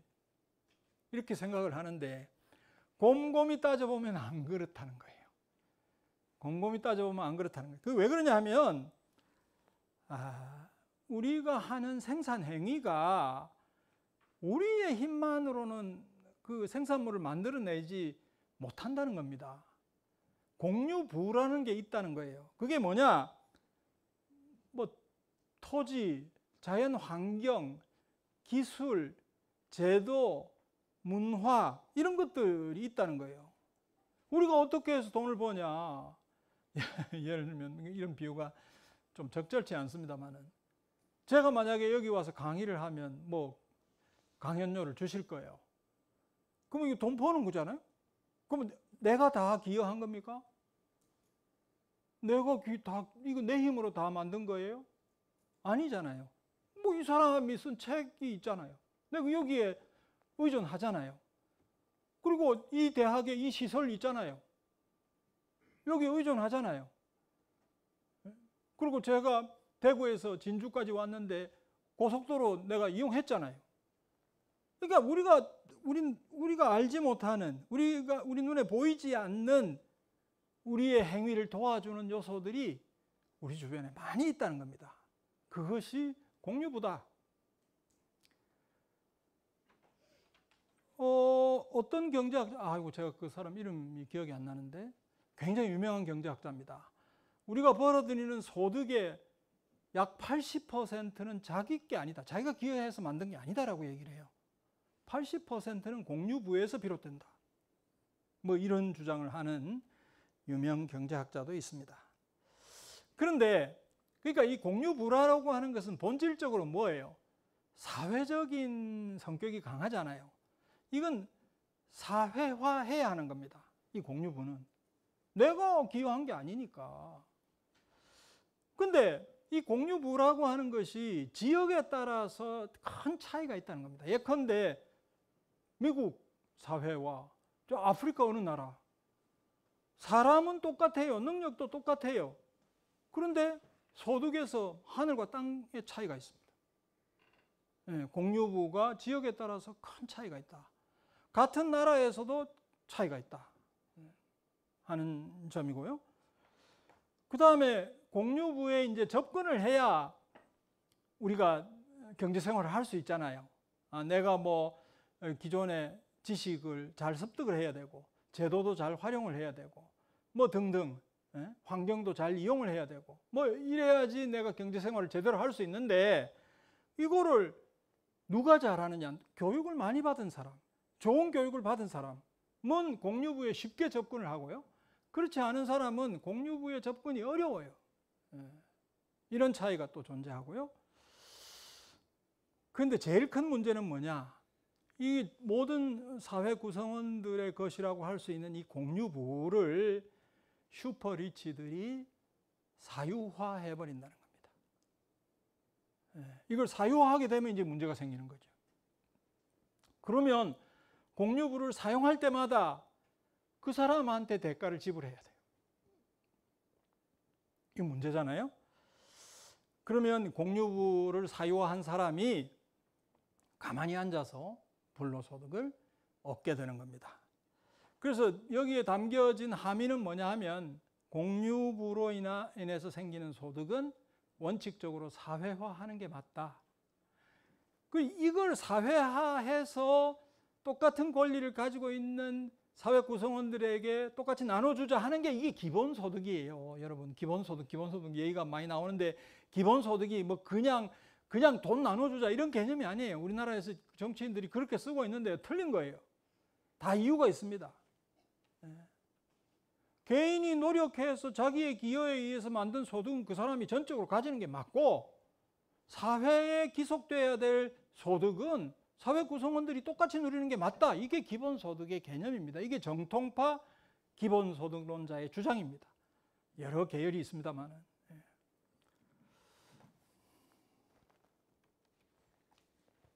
근데 이 난감한 문제가 한 가지 있습니다. 무슨 얘기냐 하면, 지금까지는 이제 슈퍼리치 얘기를 많이 했잖아요. 그럼 슈퍼리치가 전부 불로소득 다 얻고 나머지 사람들은 못 얻고 여기서 불평등이 확대되고, 그러면 0.01%가 이렇게 하고 있으면 간단하네. 99.99% 절대 다수가 이들의 반대편에 있으니까 이 민주주의 사회 아니야. 그럼 투표를 통해서 확 바꾸면 되잖아. 근데 그렇게 잘 안 되잖아요. 그게 잘 안 되는 원인을 여기서 소개를 하고 있어요. 뭐냐? 영세 불로소득자가 늘어났다. 무슨 말이냐 하면 노동을 해서 월급을 버는 사람이 주식도 갖고 있다는 거예요. 그런 사람이 부동산 투기도 한다는 거예요. 파생 금융상품 투기도 하고 심지어 코인도 투기한다는 거예요. 그러면 이게 어떻게 되는 거예요? 이게 이런 행위를 슈퍼리치만 하고 있으면 금방 해결이 나죠. 99.99%가 각성하면 바꿀 수 있어요. 근데 거기에 이해관계가 걸려있는 사람들이 다수 생겨난다는 겁니다. 그러면 미디어에서 어떻게 얘기를 하느냐 하면, 봐봐, 이거는 말이야, 금융투자소득세 이런 거 매기면 안 돼. 이런 거 매기면 주식시장이 곤두박질 치고 우리 한국 주식시장에 참여하고 있는 사람 1,400만 명인데 1,400만 명 당신들 다 망해. 이러면 한 100만 원, 500만 원 주식 갖고 있는 사람이 큰일 났다. 이 나쁜 놈들이 그런 세금을 부과하려고 해? 이렇게 간다고요. 그게 무슨 얘기냐면 이 영세불로소득자들이 슈퍼리치를 자기 편이라고 생각하는 겁니다. 이게 이데올로기적으로 굉장히 중요한 효과를 내는데요. 예를 들면 우리나라에서 대표적인 게 종합부동산세 아닙니까? 종합부동산세는 많이 냈을 때가 한 전체 중에서 한 4% 정도가 냈어요. 극소수의 부동산 주택 소유자들만 냈어요. 그것도 주로 서울의 요지의 부동산을 가진 사람들만 냈어요. 여기 진주에서는 종합부동산세 내는 사람이 없었어요. 뭐 100명도 안 돼요. 그런데 참여정부 시절에 종합부동산세 세금 폭탄이다 어쩌고 저쩌고 막 난리를 치고 공격을 하니까 누가 제일 크게 반발한 줄 알아요? 서울의 강남 사람들은 가만히 있어요. 지방에 진주에 있는 사람들이 들고 일어나가지고 이 나쁜 놈들 국민들한테 세금 폭탄을 매기고 어쩌고 저쩌고 난리가 나요. 자기들은 아무 상관이 없어요. 아무 상관이 없어요. 뭐 최근에 와서는 좀 늘어났는지 모르겠지만 종합부동산세는 일반 평범한 사람들하고는 무관한 세금이에요. 그런데 보세요. 종합부동산세 어쩌고 저쩌고 하니까 이게 뭐 난리가 났어요. 아니 뭐 문재인 정부도 뭐 종합부동산세 말이야 그렇게 매겨가지고 우리를 국민을 괴롭히고 이 나쁜 놈들 어쩌고 저쩌고. 근데 그 사람들 가만히 보면 뭐 부동산 별로 없어요. 그냥 뿔따고 내는 거예요. 이게 뭐냐? 이 영세불로소득자들이 슈퍼리치, 엄청난 부동산을 가지고 있는 사람들과 자기가 같은 편이라고 생각하는 거예요. 이게 이제 정치적 효과가 얼마나 크겠습니까? 사실은 지금 뭡니까 1세대 1주택자의 종합부동산세를 폐지하겠다 이래가지고 몇 달 전부터 난리가 났잖아요.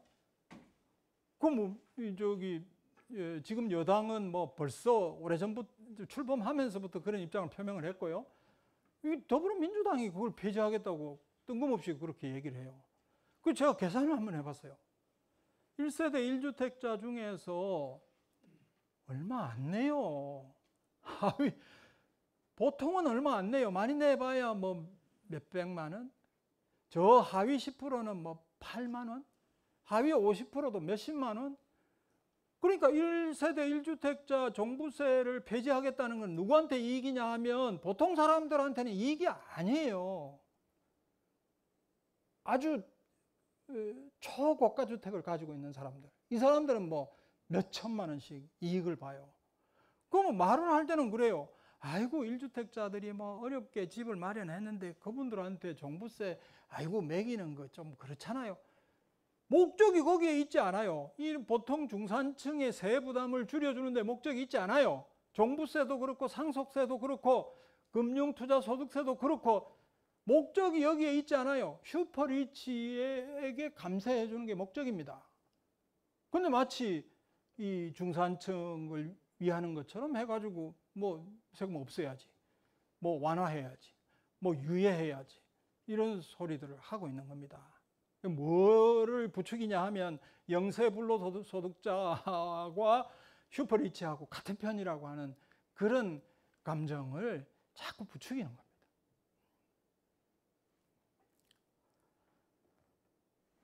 예, 너무 많이 했죠. 10분? 5분 안에 끝낼게요. 괜히 저 혼자 열을 내가지고 뭐 쉬지도 않고 뭐 이렇게 죄송합니다. 너무 강사가 이러면 안 되는데. 그래서 이게 이제 뭐 우리나라만 그런 게 아니고요. 영국, 미국 다 마찬가지였고요. 이 영세불로소득자들의 이기심을 자극합니다. 자극해서 오히려 목적은 어디 있냐? 슈퍼리치 감세해 주는 데 있다. 그런 정책들이 영국, 미국에서 시행이 됐고 지금 우리 한국에서 시행되려고 하고 있습니다.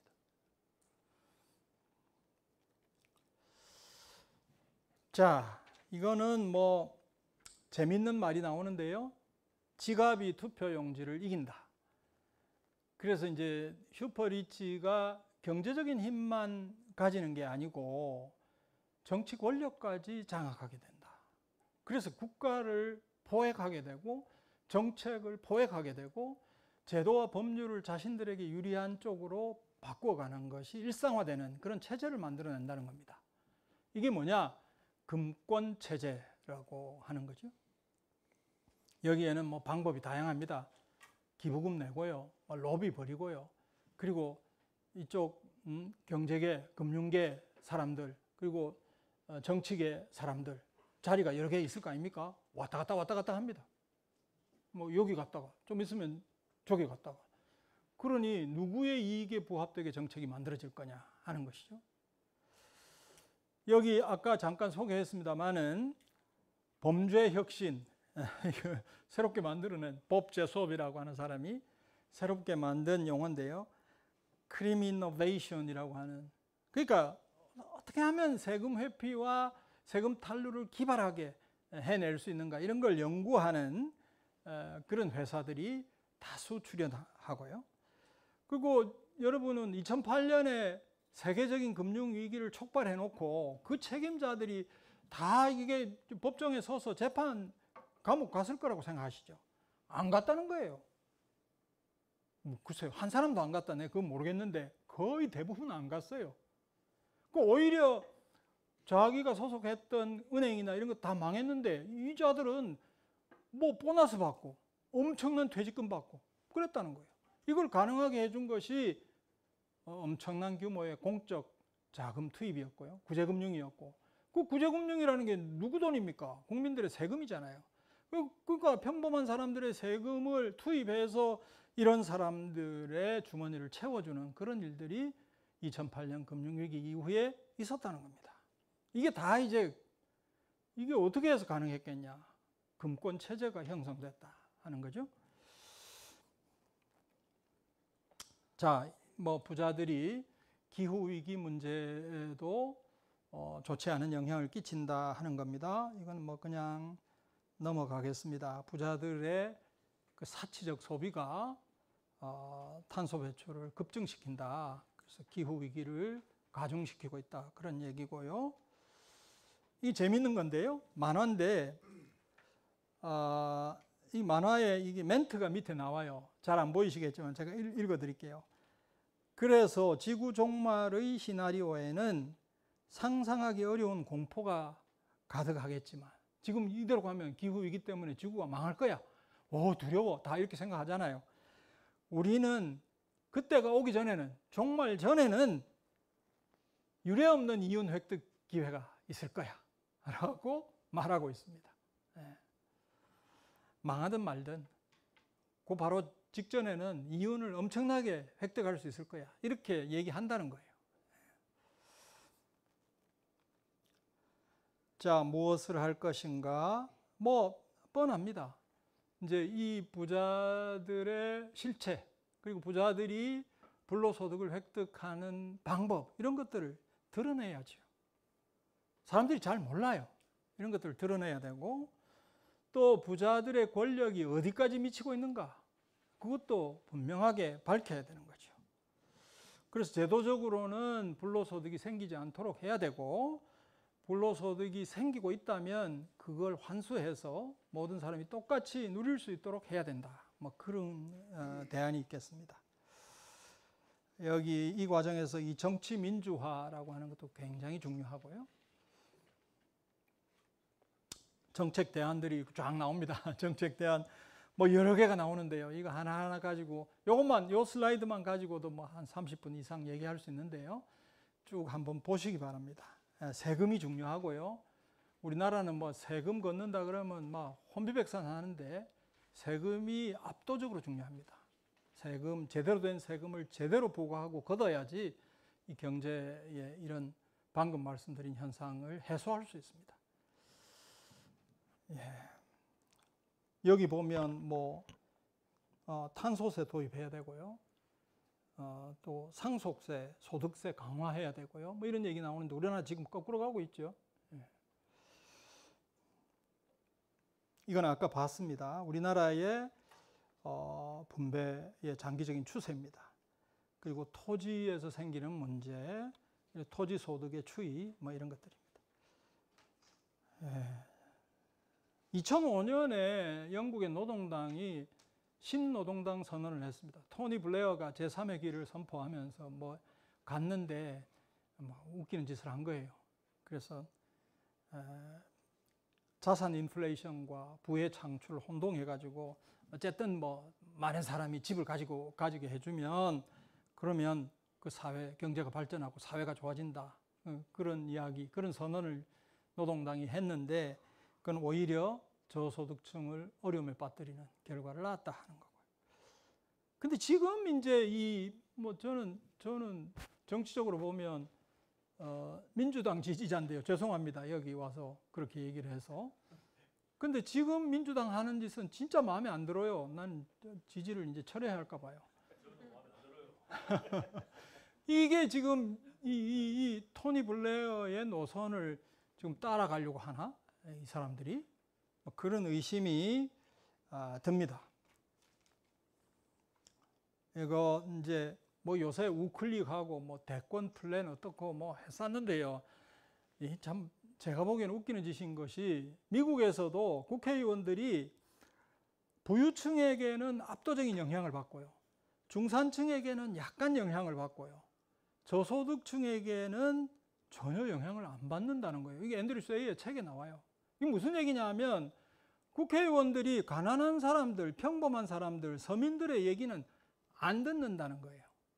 그 주로 뭐 누구 얘기를 듣느냐? 이 부자들, 슈퍼리치들, 부동산 부자들, 이 사람들 얘기를 들어요. 그 사람들은 무시로 국회의원들 만나가지고 야, 그 종합부동산세 그래가지고 되겠어? 빨리 없애. 이런 얘기를 매일 듣는 거예요.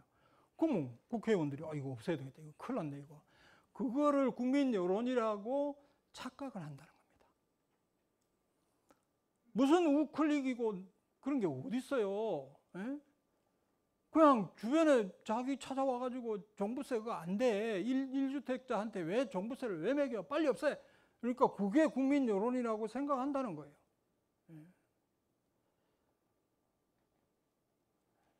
민주당 정치인들이 평소에 누구를 만나고 누구의 말을 여론으로 받아들이는지 그걸 보여주는 거 아닌가 이렇게 생각합니다. 저는. 예. 저 같은 사람이 그러지 마. 제가 그런 얘기 잘 하거든요. 뭐 칼럼 써가지고 주로 민주당을 깝니다. 민주당 너 좀 제발 그러지 마. 왜 그래? 옛날에 노무현 안 그랬어. 뭐 이러는데 이제 저 같은 사람이 이런 얘기를 하면 이렇게 치부를 하죠. 쟤는 맨날 똑같은 소리 해. 쟤는 맨날 그래. 그러니까 들을 필요 없어. 이렇게 돼. 여러분 좀 많은 분들이 이런 그 목소리를 내야 될 필요가 있다고 생각합니다. 예, 이제 이 정도 하겠습니다. 제가 시간을 너무 많이 잡아먹었습니다. 마치겠습니다. 예, 고맙습니다. 혹시 그래도 그냥 마치기는 좀 서운하죠?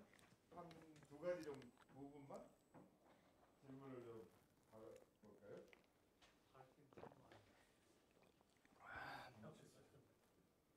몇 개월이면 질문 하나만 하겠습니다. 그러면 교수님께서는 어떻게 하면 그럼 민주당이 그런 표심을 좀 많이 얻을 수 있을까요? 민주당이 예. 제가 뒤에 얘기를 표심을 어떻게 표심을 하면 어떻게 하면 많이 얻을 수 있을까? 민주당이 가지고. 기본적으로 저는 정치는요 정의에 입각해야 된다고 봅니다. 무슨 얘기냐 하면 잘 아시겠지만 무슨 올바로 간다, 그죠? 정도를 간다, 올바른 정책을 수립해서 시행한다. 그게 정치인의 소명이잖아요. 근데 정치인의 발목을 잡는 것은 뭐냐면 표입니다, 표. 이걸 정치 공학이라고 하잖아요. 그러면 공학도 중요하고 이게 앞에 말씀드린 건 철학도 중요한데 이거 우선순위를 잘 잡아야 될 거 아니에요. 우리 김대중 전 대통령이 그런 비슷한 얘기 했잖아요. 그러니까 올바른 철학을 세우고 그 다음에 공학을 구사하는 게 정치인이 성공할 수 있는 저는 방법이라고 생각합니다. 근데 요즘 우리 한국의 정치인들은 철학은 없어요. 철학은 뭐 나발이고 뭐 코앞에 표가 있냐, 표가 되냐 안 되냐. 생각을 해보세요. 얼마나 어리석은 짓이에요. 그러면 부동산에 1가구 1주택 종부세를 면제해주면 강남 사람들이 표를 줄까요? 뭐 일부 주겠죠. 그럼 강북 사람들은 어떻게 하나요? 이거 봐라, 이거 웃긴 놈들이다. 그럼 뭐 투표장에 안 나가거나 뭐 딴 데 찍거나 할 거 아니에요. 그게 어리석은 짓이죠. 그러니까 제대로 된 효과적인 정치 공학이라고 하는 것은 올바른 철학 위에서 구사할 때 그게 공학이 제대로 된 거라고요. 그게 또 이기는 거라고요. 그래서 저는 뭐 늘 그런 주장을 하는데 요즘 여의도 정치권은 철학은 없어요. 철학은 없습니다. 무조건 공학인데. 근데 철학 없이 공학을 구사하면 그 공학이 제대로 되겠어요? 표가 제대로 오겠어요? 지난번 대선에서 패배한 것도 저는 바로 거기 있다고 봅니다. 뭐 소확행 공약 어째가지고 뭐 조금 짜지부한 거 50개 발표해가지고 하나하나 그 표가 될 줄 알고 발표했는데 안 되잖아요. 뚜렷한 비전을 제시하고 우리 국가가 어떤 처지에 와 있고 뭐가 위기고 이 문제를 해결하려면 어떤 방법을 써야 되고 해야 된다. 그렇게 비전을 발표했으면 저는 이재명 후보가 이겼다고 봅니다. 근데 이제 코앞에 표가 너무 중요했던 탓인지 그쪽으로 공학 위주로 가버렸어요. 저는 그래서는 안 된다고 생각하죠. 네, 감사합니다. 자, 마지막 조금만 혹시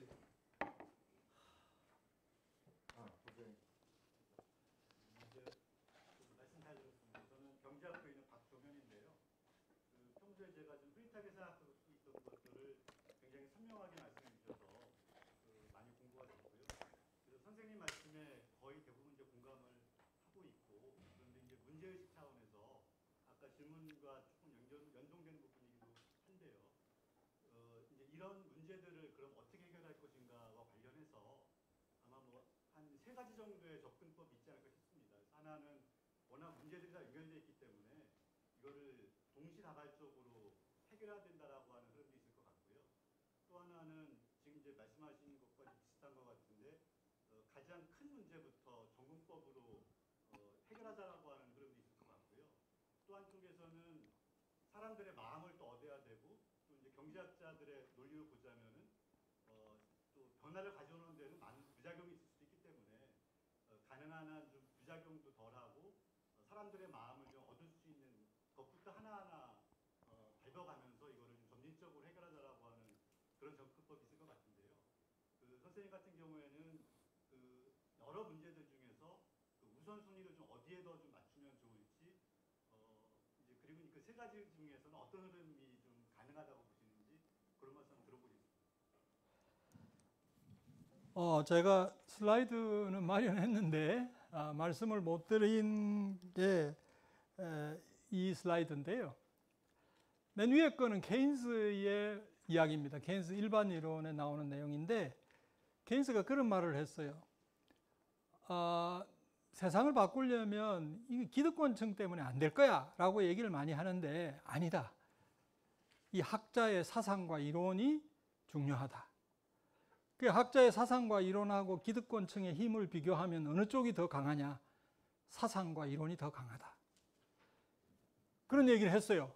실제로 케인스는 자기 사상과 이론으로 세상을 바꿔버렸잖아요. 또 하나는 이제 소위 신자유주의인데요.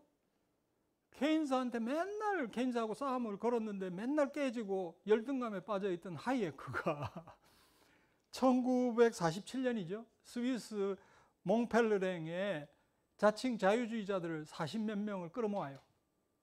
그래서 거기서 일주일 동안 치열하게 토론합니다.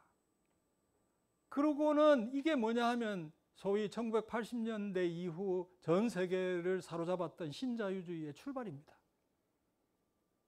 지금 최근 우리 한국에서 뭐 무슨 독립기념관장의 누구, 뭐 한국학중앙연구원의 누구, 뭐 이 정부의 뭐 뉴라이트가 막 포진했다.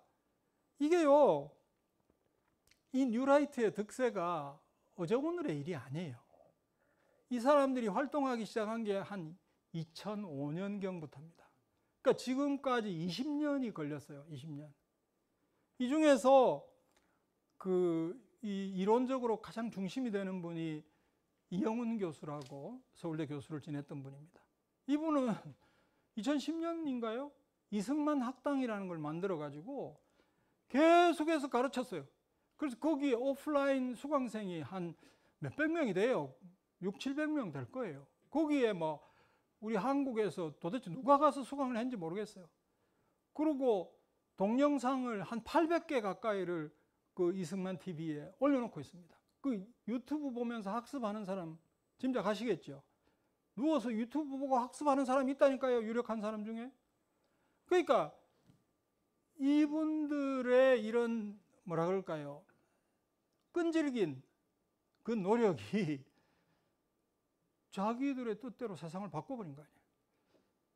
그래서 이거는 어떻게 보면 우리 한국 사회가 어느 날 갑자기 뭐 이상해졌다 이게 아니고 벌써 그 배경에는 이런 노력들이 장기간에 걸쳐서 있었다. 그렇다면 뭐 조금 개혁적인 입장에서 이 사회를 조금 더 낫게 하려고 하는 사람들 속에서 과연 이런 노력이 있었나? 이런 집요한 노력이 있었나? 저는 거기에 못 따라간다고 생각합니다. 그래서 요즘 뭐 경제학자들만 얘기를 해도 경제학자 중에 누가 뭐 이런 신자유주의 경제학 나는 그거 틀렸다고 생각해. 나는 제대로 된 경제학을 하고 싶어. 이런 사람이 있나요? 자꾸 사라지고 있어요. 찾아볼 수가 없어요. 이게 이제 지금 뭐라 그럴까요? 장기 전략상으로 이쪽에서 실패하고 있다는 얘기입니다. 그래서 저기서 동원했던 방법을 가만히 생각해 봐야 되겠죠. 그래서 아주 장기에 걸쳐서 여기 이런 일을 준비하고 또 이론을 만들고 사상을 만들고 유포하고 이 과정이 없이는 해결이 안 난다고 봅니다. 그 중에서 우리가 이제 정권이 어디에 가느냐에 따라서 일반 사람들의 삶이 너무 달라지니까 괴롭잖아요. 막 속상해서 미치겠다 이러고 괴롭잖아요. 그러니까 이제 그런 점에서 현실 정치 문제에 관심을 가지고 지금 현재 존재하는 정치 세력, 정치인들에게 자꾸 이제 올바른 이야기를 전달을 해야 되는데 지금은 정치인들, 유력 정치인들을 둘러싸고 있는 세력이 너무 강해요. 그러니까 좀 그걸 깨뜨리고 뭔가 제대로 된 이야기가 전달될 수 있도록 하는 노력이 필요하다 하는 생각을 하는데요. 사실 별로 관심이 없잖아요. 교수들도 관심 없고 뭐 관심이 없어요. 그러니까 정치인들은 자기 주변에 자기를 이렇게 저렇게 막 띄워주는 사람, 아부하는 사람, 그런 사람 이야기만 듣는 거예요. 종부세 얘기가 전형적이라고 생각해요. 그래서 저는 뭐 개인적으로 지금 아무 힘도 없지만 제 개인이 할 수 있는, 야, 그러지 마.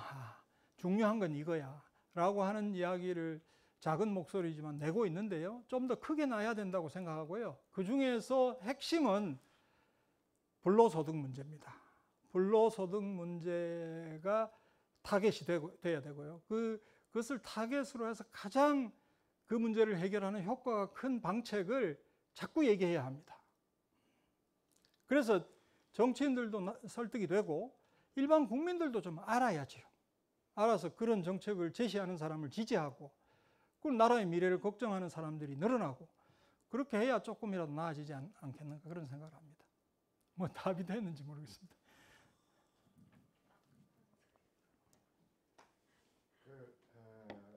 마지막에 말씀하시는데 그 이승만 TV를 보고 누가 누워서 공부를 하는지는 한번 생각을 해보시고 오늘 되게 귀중한 말씀을 하셨고 사실 저도 이제 들으면서 그렇게 좀 짐이 좀 무거워지는 거에 대해서 그동안에 저희가 이렇게 나름대로는 이렇게 저 개인적으로는 이렇게 또 반성하는 시간도 좀 갖게 됐던 것 같습니다. 여러분들은 어떠셨는지 모르겠어요. 마지막으로 우리 멀리 대구에서 여기까지 직접 운전해서 오셨대요. 그래서 여기까지 와서 귀중한 말씀해 주신 정광수 교수님한테 큰 박수로 오늘 강의를 마무리.